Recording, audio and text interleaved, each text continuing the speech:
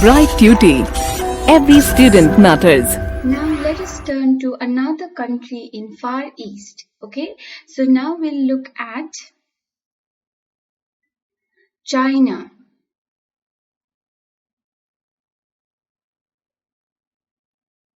China, and similar to Japan, similar to what we just did about Japan, we'll also try to understand how China evolved as a modern nation state. Alright? Now, over a period of 4,000 years, in 4,000 years, China developed into a unique self-contained society. Okay? So just like Japan, over a long period of time, by 20th century, China evolved and developed as a unique and self-contained society in the Far East. Okay? Now, this society, the Chinese society or the society in China, like many other society in Asia, this society was based on agriculture rather than on trade. Okay, so we saw in case of Japan, Japan was based mainly on trade, on commercial activities, but China was based more on agriculture rather than trade. Okay, so because it was dependent on agriculture mostly, China was governed, Chinese society was governed by landlords, feudal lords and bureaucrats, okay, officials, officers, rather than merchants and politicians. All right. Now, Chinese society was self-centered. They were very distinctly self-centered and they were self-assured society. Okay, the Chinese society regarded the other society in the world, okay, the world as inferior and subordinate to its own society. Okay, such self-centered and self-sufficient society China had. Okay. Now, China, the country of China, came in contact with the West or with countries from the West, West meaning Europe and the Americas, both North America and South America. They came in contact for the first time with the Portuguese. Okay, who arrived at their coast, one of the coast in the southeastern part of China in 1514 AD. Okay, so the first contact with the outsiders that Chinese had was with the Portuguese in 1514. Okay, after the Portuguese, there were other European countries arriving at its coast, and they were the Dutch and the British. Okay, now apart from these countries from Europe, Russia from north also now begin to arrive or begin to enter into China. Okay, now while Russia entered China through land, by land, the other European countries entered or arrived to China by sea. Okay. Now, the Chinese policy was not open policy. It was quite closed. Okay, meaning the foreigners and outsiders were kept at arm's length. They were not allowed to enter and come inside to exercise its influence into Chinese society. Okay, so because of that, the European powers, the European countries, the outsiders were kept at a distance. All right, and they were not allowed entry into China.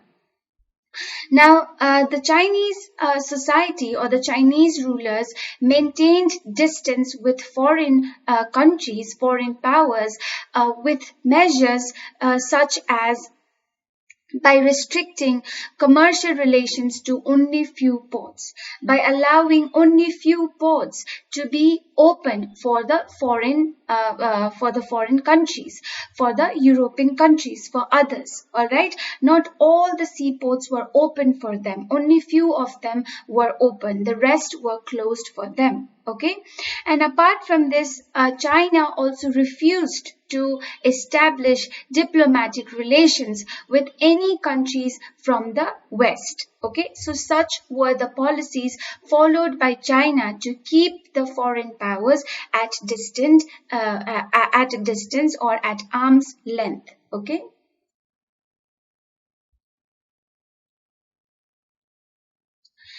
Now, we know that Britain had established its empire in India. Okay, so British India was part of the empire of the Great Britain. Okay, now Britain was able to open up China, was able to have more influence to open China, and could enter China for trade because it had established a powerful base in India. Okay, so from India it could oversee its relations, the development of its commercial relations with China. Okay.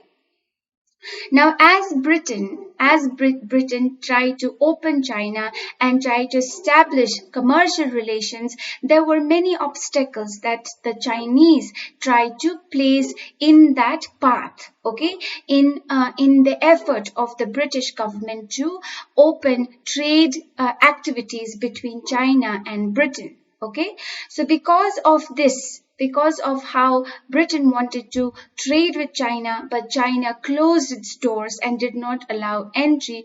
Because of this kind of relationship, they started to develop hostilities or unfriendly relationships between them. Okay, now this unfriendly relationship gradually, very soon, caused them to develop into a war or more tension, more conflict, and that conflict was mainly based on the trade that they did in opium. Okay. Now, Britain traded opium. Britain sold opium or exported opium to China. Okay, there was a huge market in China for opium, and Britain supplied opium. Now, the Chinese government in 1729 and again in 1799 issued notices which said that opium's trade would not be allowed. Okay, that importation of opium would be prohibited. So opium would no longer be accepted from Britain. Okay, so there would be no longer importation of opium by China from Britain. All right, but despite the prohibition, the trade continued because the trade in opium was very profitable, so profitable that the Chinese officials could be easily bribed, could be easily paid some money by the British merchants and traders, and continue to export, or the Chinese merchants continue to import opium. Okay. So this kind of activities continued. Now gradually, very soon, these activities and how the Chinese government wanted to prohibit the trade in opium from Britain, this led to a war between China and Britain. And that war was called Opium War. And this war was fought on two occasions. The first was between 1839 to 42, and the other one, the next one, was fought between 1850 to 1860. Okay. Now in these wars, the Chinese or China was defeated by Britain. Okay. Now, as a result of the defeat of China in the Opium War, now Britain took this opportunity as being victorious. They took opportunity to open China. Okay, open China for trade, open China for other European powers or countries to enter into China and trade and conduct other commercial activities. Okay, so now earlier there were only few ports which were opened for the European powers and foreigners. Now all the Chinese ports were opened for trade to the European countries. Now as it opened to the European countries as well as countries from the Americas begin to enter into China for trade and commerce. Okay. Now, the most important the significance of the opium trade is that it showed that the Manchu dynasty, which ruled China then, was weak.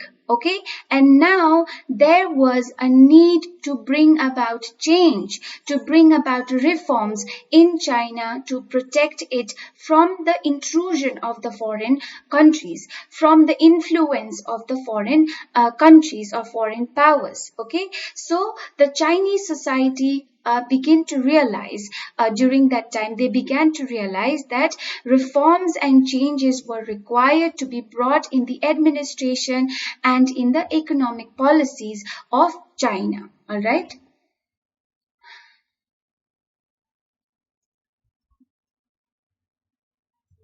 So now reforms were brought about by some of the king rulers. Okay, so they were Kang Youwell and Liang Qichao. They made efforts to bring about new changes in the Chinese politics, economy, and administration.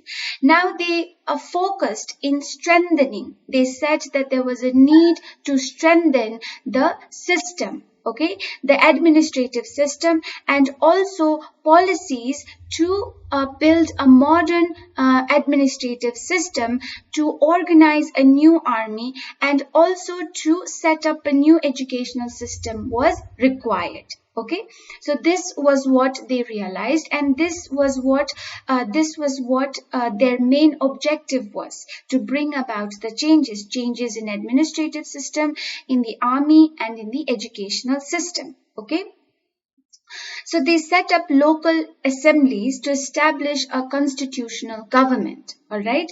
They wanted to protect China from colonization of European powers. Now they had already seen the example of India. They did not have to see far away examples, okay, examples of other countries. They could see how India had been colonized by the British or the East India Company. The traders had first arrived to trade, and then they began to control and exercise their rule over the territory of India. So this had already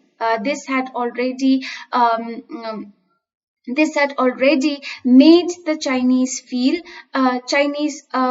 aware about how the European powers, if they are given entry, if the European traders and merchants are allowed entry into the country, how they can enter and gradually influence, exercise power, and then colonize a country. So this example taught them a lesson. The example of India taught them a lesson, and it made their realizations and the need to protect China from foreign intrusion, from foreign entry, from entry of European powers very, very strong. Okay, their main goal now was to protect China from European powers and from colonization. Okay.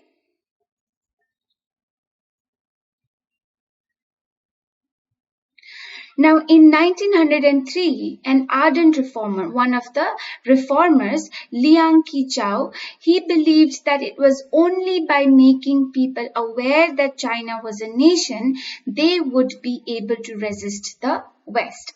Liang Qichao believed that in order for people to prevent the entry of the West, in order for people to bring them together, in order for people to unite together to prevent the entry of the West, the government has to make the people aware that China was a nation. So the idea of China as nation and the Chinese people belonging to that nation was very important to resist the West. Okay.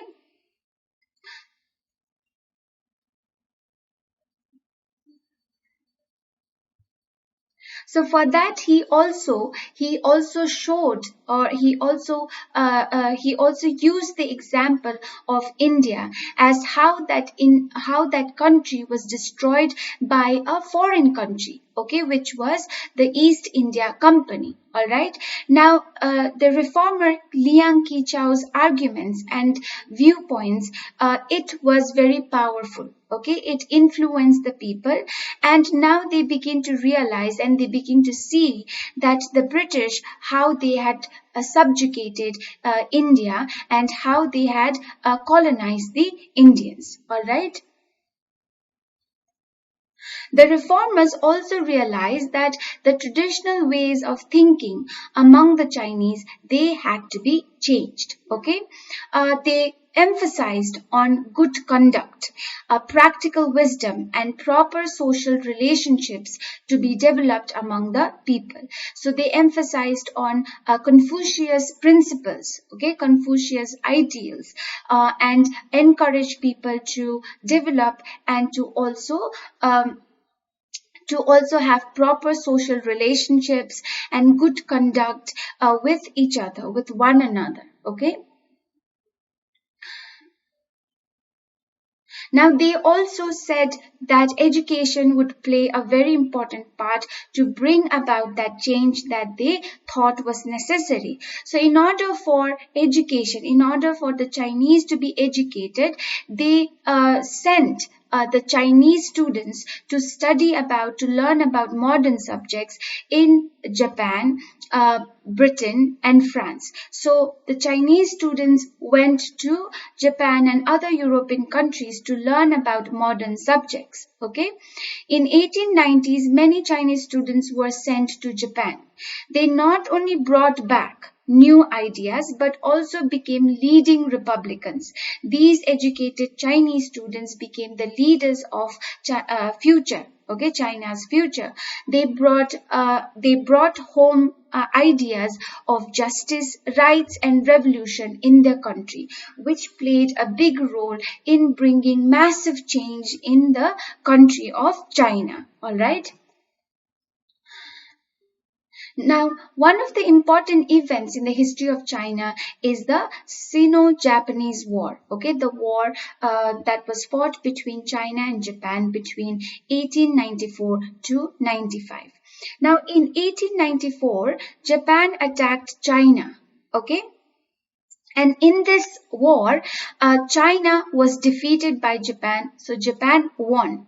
And the war came to an end by signing a treaty that was signed between Japan and China, and that treaty was Treaty of Shimonoseki. Okay. Now, according to this treaty, there were many terms that China had to follow now. Now, China had to give up all its interest in Korea, and it also had to pay a huge amount of money to Japan, and it had to give up Liaotung Peninsula, including Port Arthur, to Japan. So, by the terms of the treaty, China had to give up some of its territories to Japan, as well as a large sum of money as indemnity. Okay, as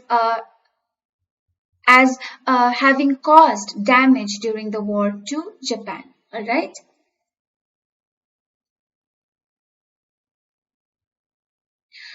Now, after the war, after the Sino-Japanese War, there were a lot of changes. Many changes were seen in China.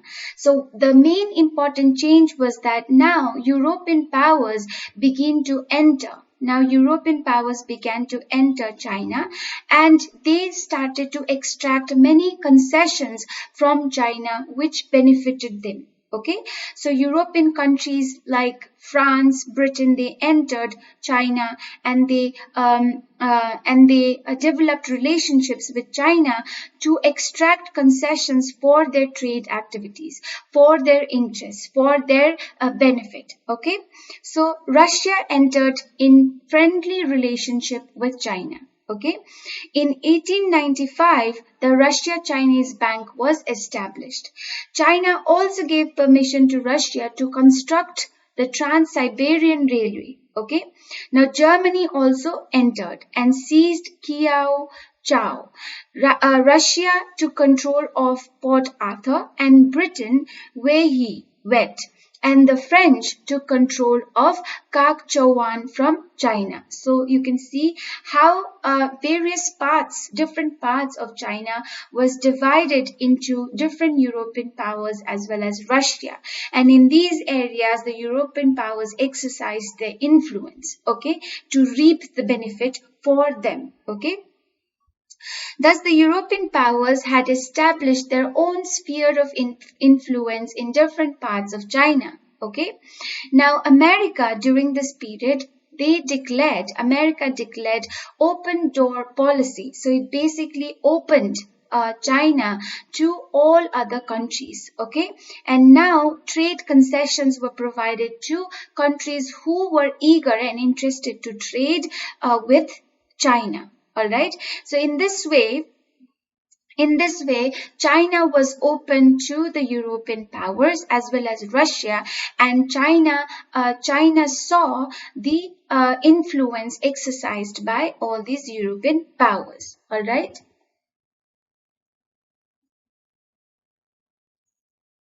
Now, as a result of all these different foreign powers exercising their influence and control in various parts of China, what happened? It led to economic exploitation of the country, because these foreign powers did not care about the benefit, did not care about the improvement of Chinese society or Chinese economy or Chinese culture, but they were selfish and they only cared about their benefit, their profit. So as a result of this, Chinese economy was exploited hugely, okay, to great extent.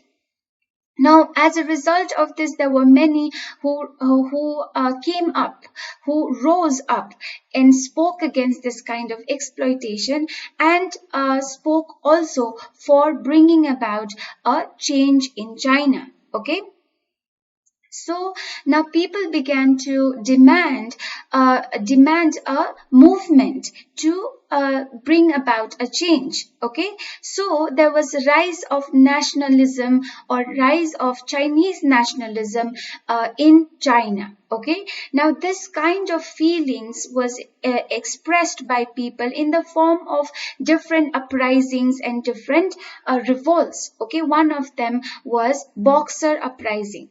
Now, Boxer uprising was a rebellion or revolt which was led by a secret society which was called Boxer. Okay. Now, this society started as a terrorist movement, as a movement which fought against the foreigners in China and their influence and exploitation. Okay.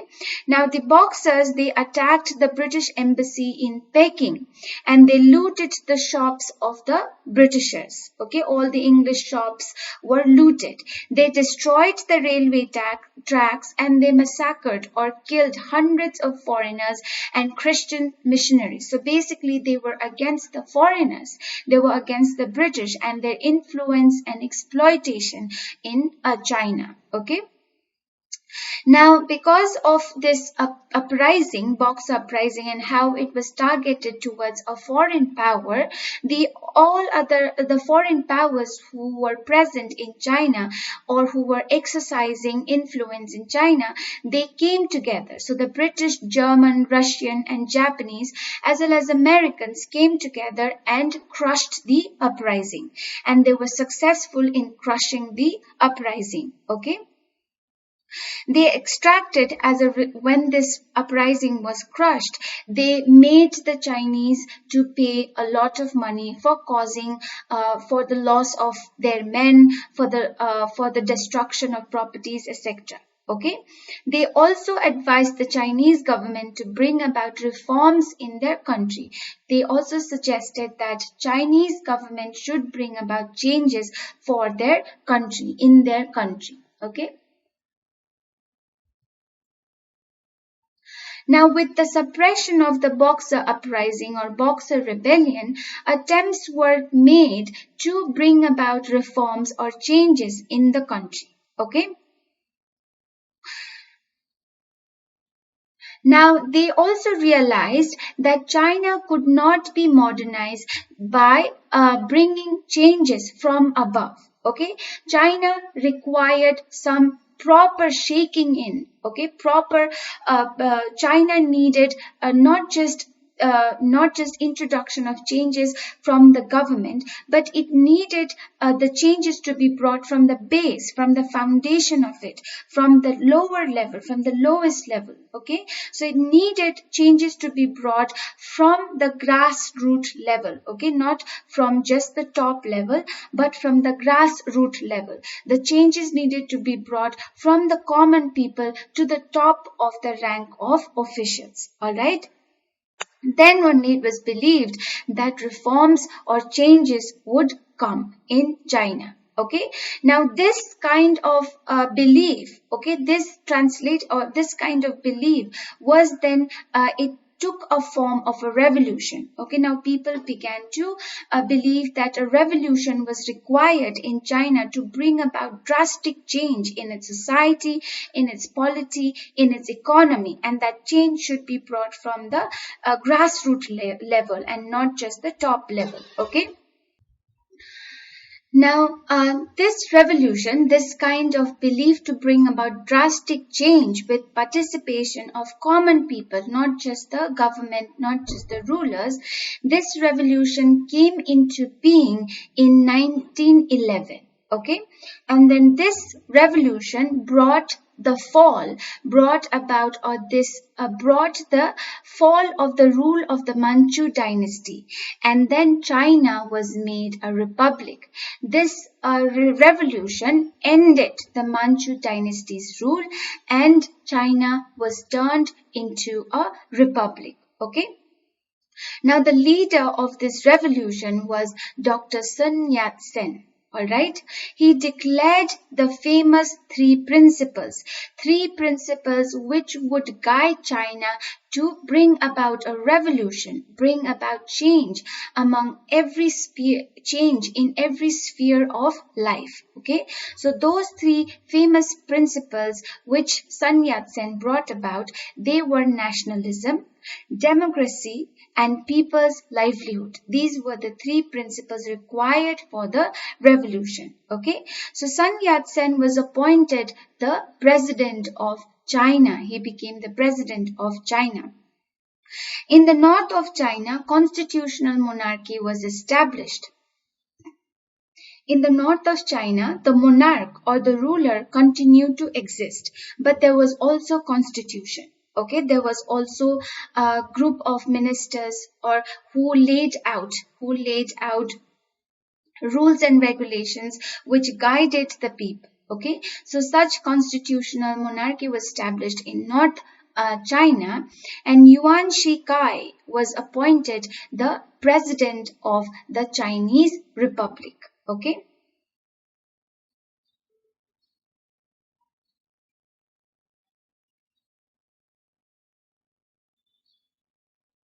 Now, Dr. Sun Yat-sen was the founder of the Kuomintang, or in short, we will call it KMT. Okay, he rose to the office, or he rose to the position of the president of the Chinese Republic. So after the revolution, he became the president of the Chinese Republic. Now, on one hand, there was Kuomintang. On the other hand, there was the formation of Communist Party. Okay, now this was set up in China in 1921. All right, and Mao Zedong was the founder or one of the founding members of this party. Okay, now in the beginning, these two, KMT and the Communist Party, worked together and they had friendly relationships. But as you will see, that friendly relationship between the two did not last for long. Okay. Now, Dr. Sun Yat-sen, he wanted he was influenced by ideas, okay, and the workings of the Communist Party of China. Okay, Sun Yat-sen was influenced and he was attracted by the ideas and the way they worked. Okay, the way Communist Party of China worked. All right, so he invited the communists to work in close cooperation, to cooperate with him and his party to bring about national unity in China. Okay, so Sun Yat-sen suggested that the Communist Party should work together with Kuomintang or KMT to bring about unity in China. So in 1924, both political parties, they came together to form a united front, okay, and work together in unity. But this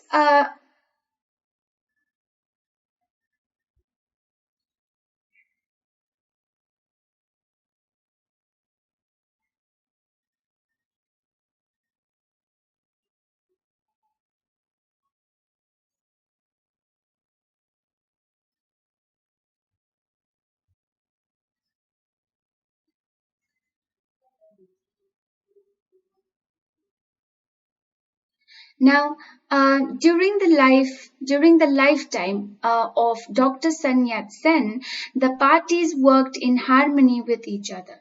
So, as long as Sun Yat-sen was alive, both the parties worked together cordially in harmony with each other. They did not fight with each other. Okay, and during this period, what happened? The Communist Party became very popular among the lower classes of China, among the workers, among the peasants. Okay, and it became very strong, and its membership also increased in China. But on the other hand, the Kuomintang, it was divided into different members. Okay, the members were divided amongst each others. They were divided and there was no unity between them. So because of this reason, they were losing their popularity also. Okay, they were not growing to be strong as the Communist Party. Sun Yat-sen died in 1925, and after him, Chiang Kai-shek led the Kuomintang. Okay, now from the beginning, Chiang Kai-shek's regime was threatened by two dangerous enemies. So from the very beginning, Chiang Kai-shek or Kuomintang had two enemies. One was the communist within the country, and the other was the Japanese who was trying to invade China. Okay, so one of the enemies were the Communist Party, and the second was the Japanese who were ready to invade China. Okay. So after realizing the Communist Party as enemies, at first Chiang Kai-shek threw the communists out of his party. Okay, he sent the communist leaders, including Bourdin, Blücher, Joffre, and M.N. Roy, to exile. They were sent away. Okay, and Mao Zedong, the leader of the Communist Party, was arrested, but he managed to escape. Okay, now apart from that, Chiang Kai-shek also banned the Communist Party, and with that, the united front between Chiang Kai-shek, between Kuomintang and the Communist Party of Mao Zedong, that was broken up. Okay, that unity, that united front no longer remained united. All right. Now, the Communist Party, after they broke up from the United Front, they aimed to fight against the Kuomintang or Chiang Kai-shek, and they aimed to bring about communist revolution in the country. All right. They decided to win the support, more support from the peasants and the workers, and also work towards promoting their interests, promoting their goal to bring about communist revolution. Okay. In 1928, Mao Zedong, the leader of the Communist Party, raised the banner of revolt against the government of Chiang Kai-shek and put the program of his party in practice. So in 1928, Mao Zedong led the revolution to bring an end to the government headed by Chiang Kai-shek, the leader or head of the Kuomintang. Okay. Now, Mao Zedong started his campaign against against the troops of Chiang Kai-shek. Okay, now the armies of Chiang Kai-shek, they were larger and they were better equipped with weapons and with tools, but Mao Zedong's or the Communist Party's armies, they were not equipped with advanced and modern weapons and tools. Okay, now the army of the Communist Party was called the National Revolution Army, and they used a tactics in their warfare called the guerrilla method of warfare. Okay. In 1928, when Chiang Kai-shek's armies invaded the communists, they took shelter in the mountainous regions of Jiangxi. But Chiang Kai-shek was determined to crush the communists at all cost. Now, as Mao Zedong was very focused and determined to fight against Chiang Kai-shek and its armies, Chiang Kai-shek was also equally determined to crush the Communist Party and Mao Zedong. Okay. In 1934, Chiang Kai-shek launched 4 major expeditions against the Communist Party. Okay, but despite these 4 military expeditions, they were unsuccessful in crushing the Communist Party.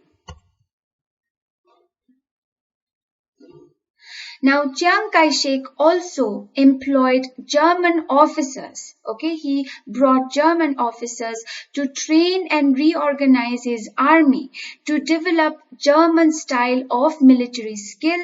Okay, so that they can be strong to fight against the communist army. Okay. A system of blockhouses and fortified points were constructed. Okay, a system of pointed areas, fortified points where they could situate themselves, position themselves, and encircle the communist party members, and also from where they could better check the movement of the communist party members. These kind of points, these kind of forts were constructed by Chiang Kai-shek. Okay, and after the Communist Party members or the troops of the Communist Party were trapped in these blockhouses, in the air, they were encircled in these, surrounded by these forts. Then Chiang Kai-shek's aim was to destroy them at one blow. So such measures were taken by Chiang Kai-shek to completely destroy the Communist Party.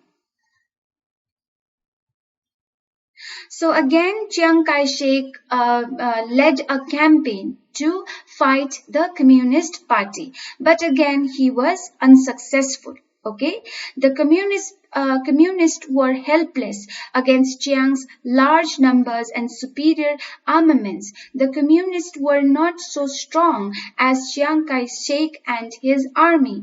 Their army were better equipped, their army were larger number, and they were superior. Okay, but the communist armies were not as strong and large in number as that of Chiang Kai-shek. Okay.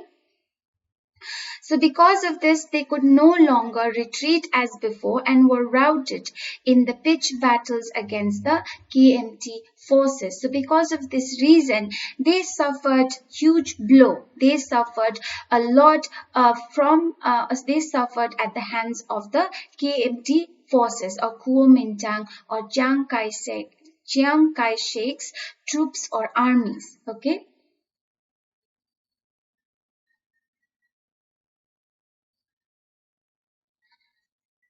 Now, the leaders of the Communist Party, Mao Zedong and Zhou Enlai, they knew of their weaknesses and they knew how they were in danger and how Chiang Kai-shek was taking all possible measures to crush them. right?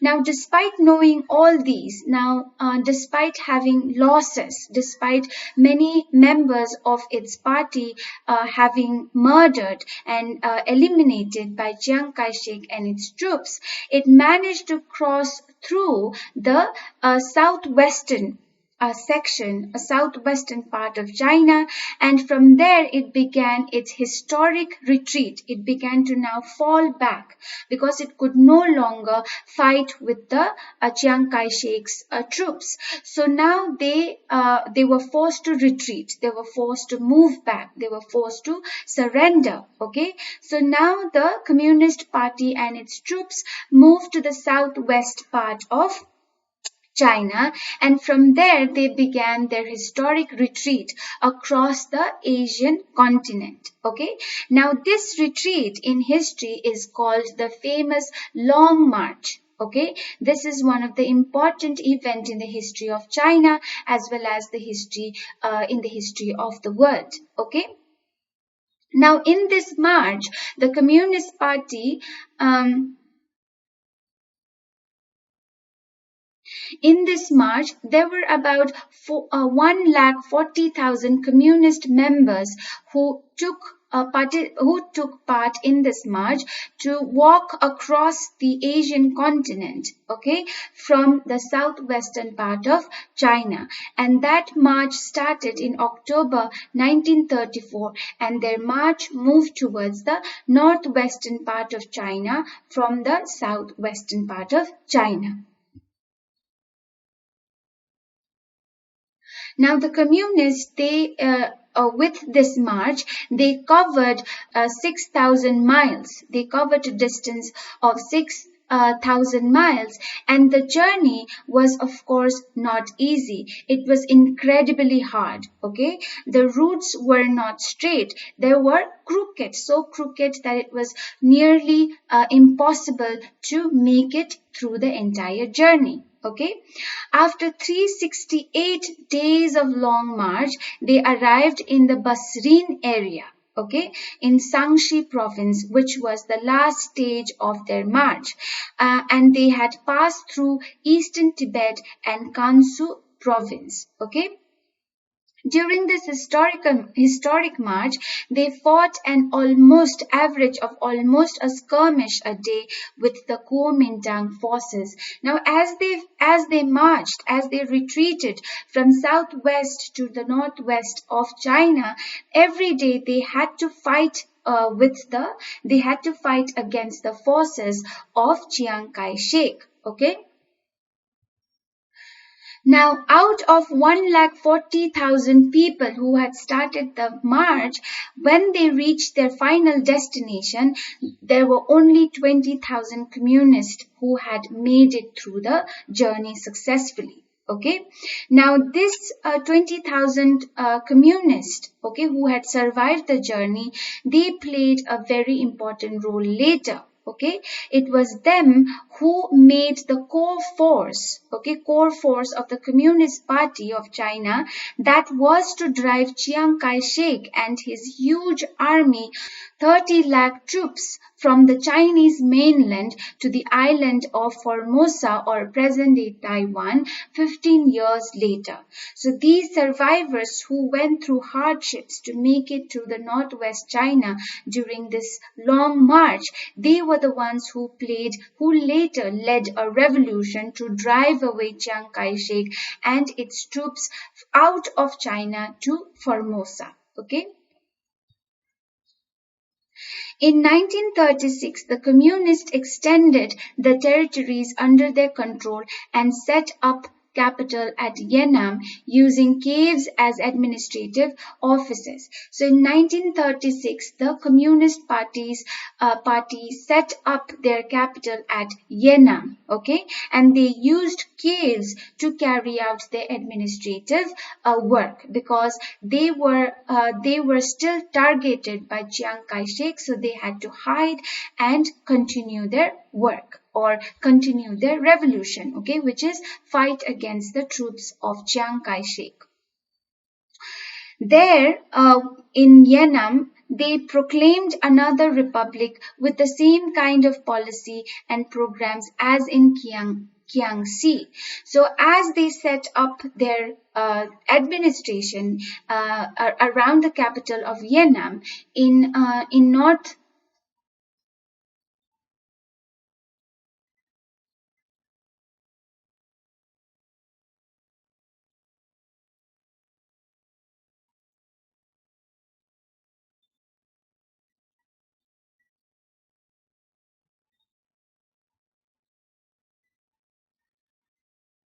In northwest of China, they proclaimed that area as republic. Okay, and they introduced policies and programs which would allow functioning of their administration.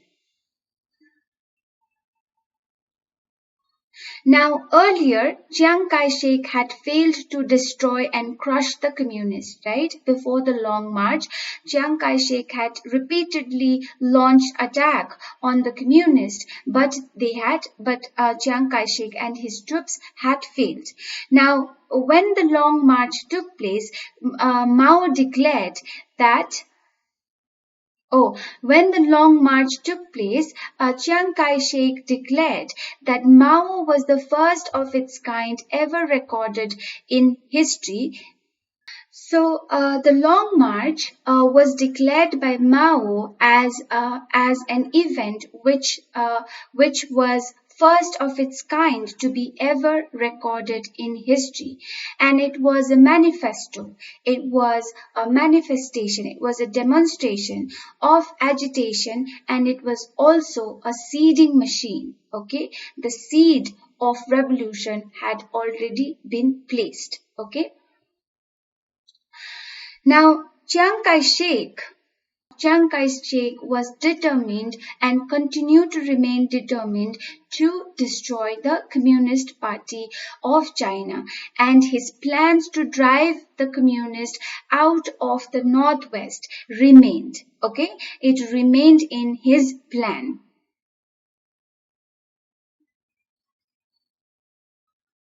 But as he was determined to drive the communists out of China, there was another problem which had emerged in China, and that was the invasion from Japan. Okay, the Japanese invasion. So Japan had made attempts to encroach upon Chinese territory.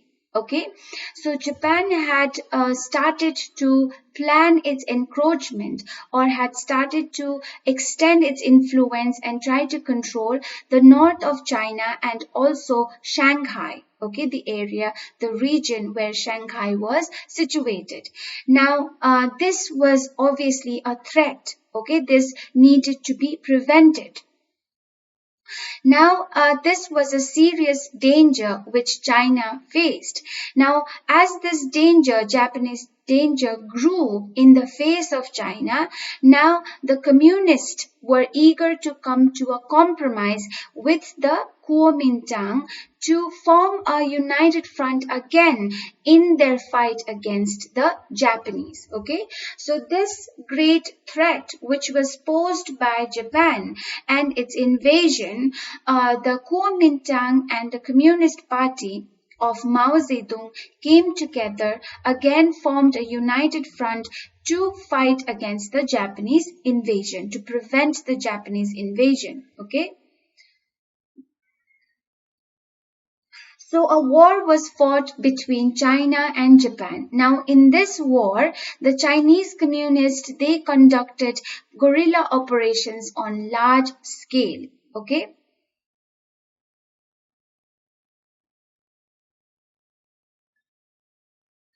Now, in 1937, the Chinese communists, they held about 30,000 square miles of the Japanese territory. In 1945, they were able to hold 300,000 square miles, which contained 95 million people. Okay. Now, the Chinese Red Army. Now, this map here, this map shows the Long March, which the Communist Party members of China took.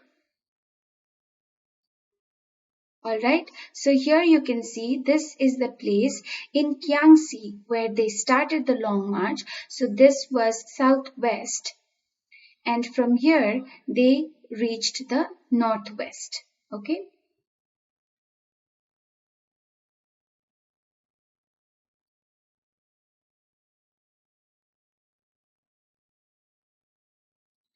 Now, during the first 2 years of the Sino-Japanese War, the war with Japan, the United Front of Kuomintang, KMT, and the communists, they worked together, and the work that they did was satisfactory. Okay, they worked without fighting with each other, and they worked for the common cause, which was the enemy, the Japanese. Okay, to drive away the Japanese.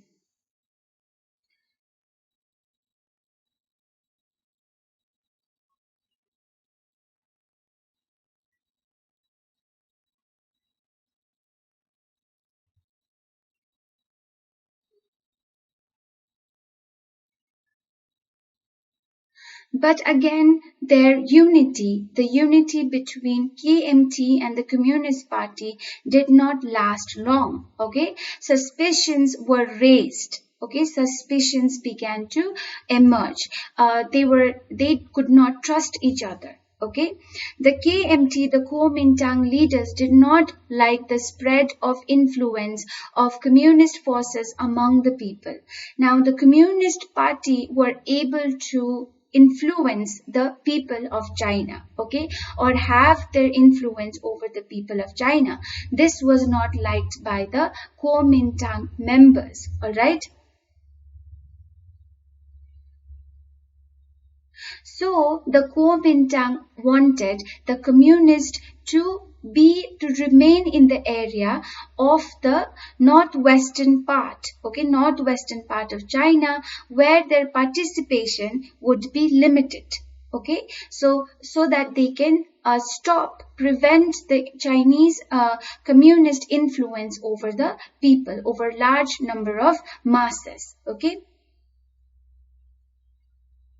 Now, this kind of doubt that arose within the KMT against the Communist Party members again led to the beginning of friction between the two. Okay, friction between the Kuomintang and the Communist Party. So this resulted in fightings again between the members of the Communist Party and also the troops under Kuomintang. Okay. So the United Front again came to an end. The unity between the two, that came to an end once again. Okay. After that, the nationalist movement under Chiang Kai-shek, they stopped the supplies of arms and ammunition to the Communist Party, and they blocked the Communist Party in the northwestern part of China. Okay, they did not allow its spread in other parts of China.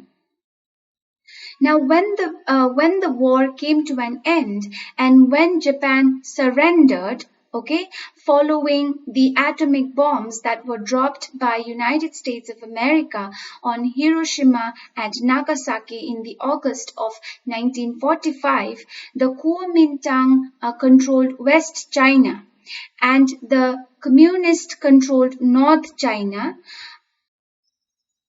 The communists controlled North China. Now they turned into separate zones, and now they were again they emerged against each other. Okay, apart from other cities which the Japanese had held before. Now the the area of China was divided into those held by Kuomintang under Chiang Kai-shek and those held by the Communist Party under Mao Zedong. Okay. Now, regarding those areas which were earlier held by Japan, now after the Japanese defeat and surrender, the question arose as to whom Japan should surrender these lands, okay, these areas. Should they surrender it to the nationalist party of Chiang Kai-shek, or should they surrender it to the communist? Okay. So this dispute, all right, there was a dispute between the communist and the Kuomintang regarding the areas which were earlier held by the Japanese. Okay, so this dispute which arose after the war between Kuomintang and the Communist Party, it again developed into a new civil war between the two parties. All right. Now, the United States of America, it made entry into China as a mediator between the two parties. It tried to bring the two parties to have peace, to have a dialogue, and to have peace and harmony between them. All right. Now, the nationalists wanted control exclusively in their hands. All right. But the communists, they were not prepared for this. They did not want this. They did not want the party of Chiang Kai-shek to take control of the Japanese held area as well as China. Okay. Now, the American president Truman made an attempt to unify China by peaceful and democratic methods. Okay. And in order to do this, the president of the United States of America sent George C. Marshall to China towards the end of 1945 to bring peace in China and also to unify the Chinese territories that were divided between Kuomintang and Communist Party, as well as those areas which were earlier held by Japan. Okay. Now, Marshall made attempts to bring the communist and nationalist together, okay, and unify China. But his efforts were futile. It did not work out. He could not do it. His mission was not successful.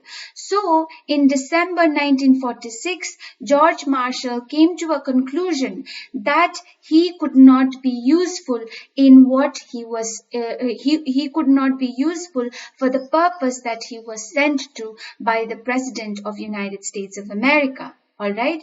So as a result of that, Marshall left China in January 8th, 1947. All right. Now, in the course of 1947, the communists moved gradually into a general military offensive. Now, the communists became very offensive. Okay. Now they also started to be aggressive towards their aims, towards achieving their goals. Okay. This time the issue was the survival of the nationalist government. Chiang Kai-shek had to face political crisis on one hand and economic depression on the other hand. Now, while the communists were ever ready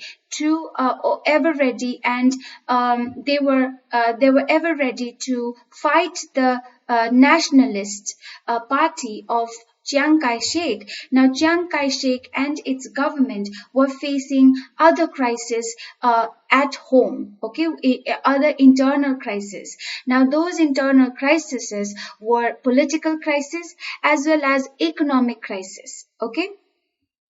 Now, the prices were continuously rising and corruption was rampant. It was spreading all over the country. Okay, so the people were discontent. The members of the Nationalist Party or the followers of Chiang Kai-shek, they were discontent, or they were not happy and dissatisfied with how the country had developed into, the issues that the country was facing. Okay.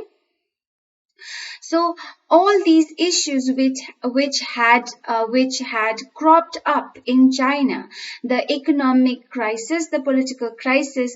Now, because of this, Chiang Kai-shek became weak. So now the Communist Party took advantage of this. Of the situation or the circumstance in which Chiang Kai-shek was in. Okay.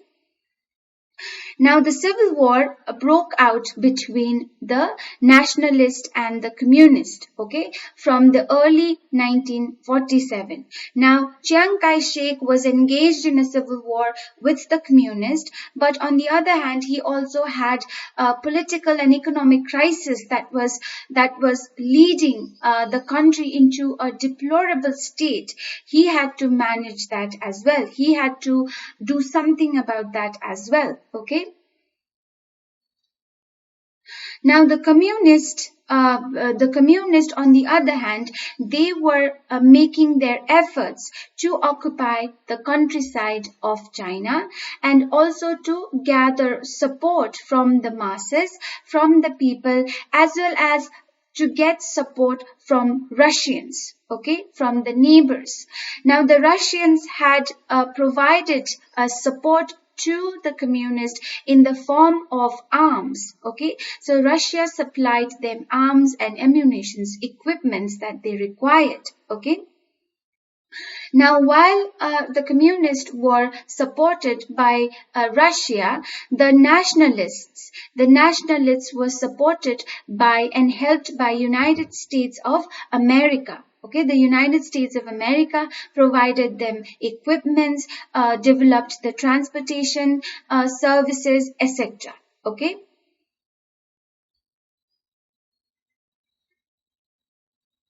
Now, the Kuomintang forces, they went to Manchuria, okay, to northwest part of China to fight the Communist Party. Now, when they reached there, now they found themselves in a very indefensible position. They could not defend themselves. Okay, so finally, by the end of 1948, the Kuomintang troops or the forces under Chiang Kai-shek had to surrender to the Red Army of the Communist Party of China. Okay.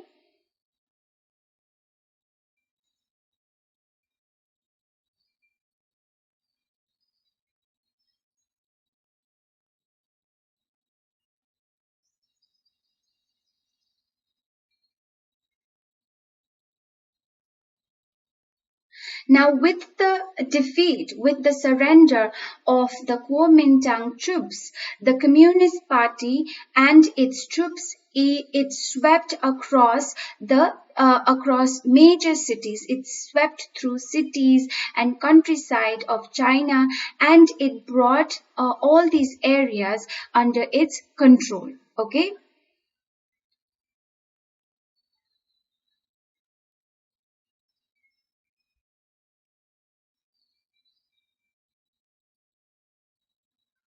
Now, as the communists had taken control of the whole of the mainland China, it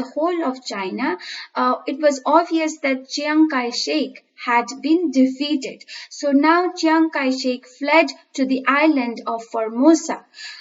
This island was not so far away from China. Okay, so Formosa is present-day Taiwan. So there he fled along with his some of his troops. Okay. And back in China, the Communist Party's leader Mao Zedong proclaimed himself the leader of China and proclaimed China as People's Republic of China. Okay, and on 1st of October 1949, China became a communist country. All right. Now, there were many causes for the success of the communist revolution, which was led by Mao Zedong in China. Now, let us see what were some of the main causes. Okay.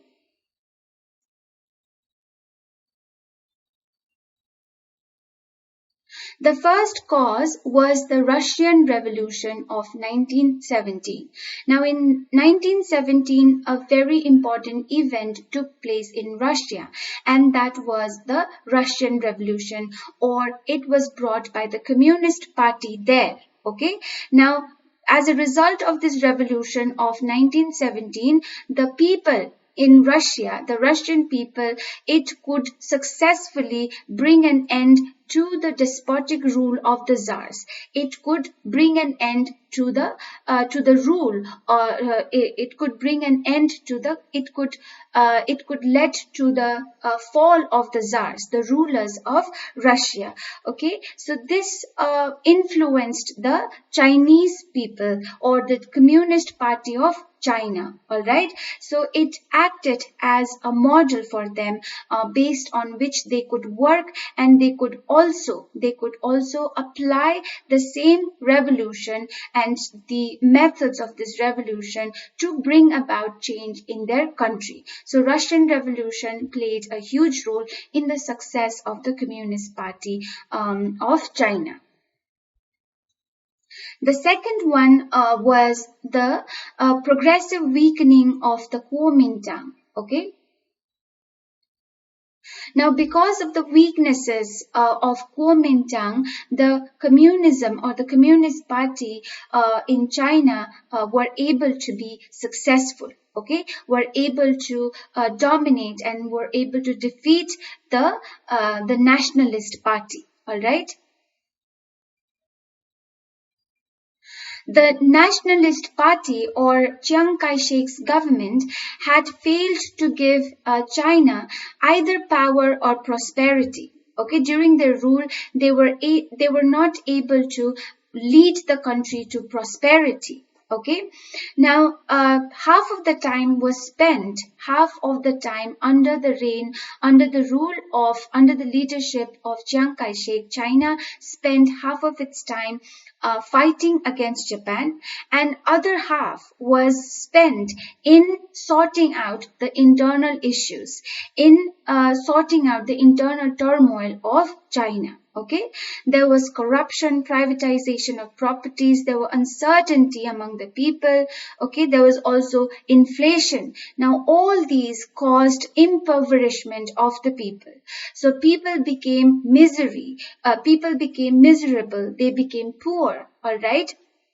So these kind of issues which cropped up within the Chinese society made the people dissatisfied, unhappy.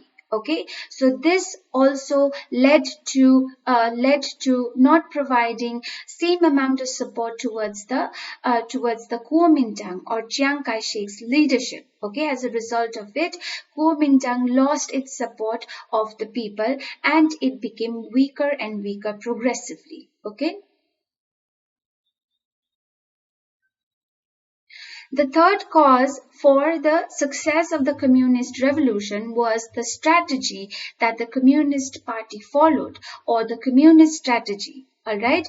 Now, the Communist Party members from the very beginning, they had their base. Okay, they operated themselves from the rural areas. They were closely connected with the rural people, with the workers, with the laborers, with the farmers. Okay, so because of how they bonded with the rural or countryside people living in the countryside, this acted as a strong base for support, for gathering support from the masses, and this helped them immensely in their success, in the success of communist revolution. Okay.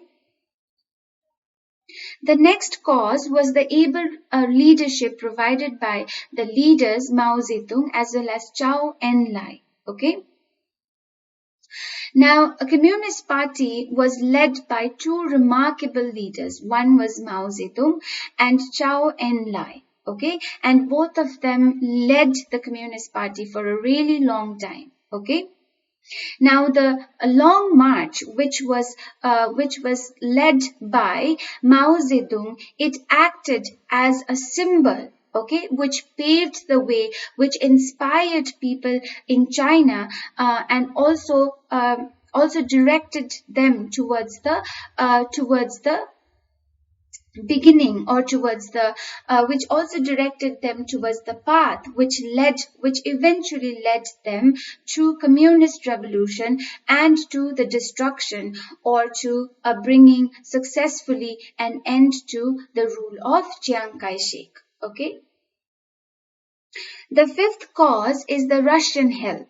So we know that the Communist Party was provided support by the Russian government. Okay, so Russia helped the Communist Party on several occasions, and one of the most significant occasion was when Russia provided arms and ammunitions during the Communist Revolution to fight against the enemies of the Communist Party, who were the troops led by Chiang Kai-shek.